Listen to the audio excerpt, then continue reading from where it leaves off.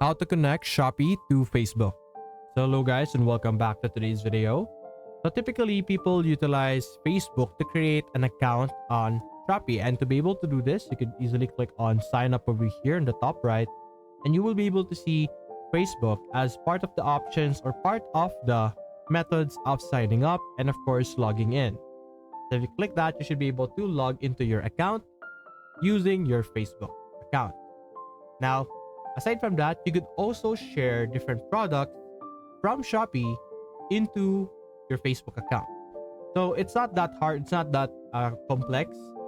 The integration between these two platforms is not that big, but anyway, let's simply select a single product and you could easily click on share on any of those products, and you should be able to sell or send them to anyone that you want to send it to. Either you share it as a page or as a post, or send it as a message. So over here we go. As you can see here, you could share Facebook or Messenger over here. So that's basically it, guys. If you enjoyed this video, leave a like and subscribe. Thanks for watching.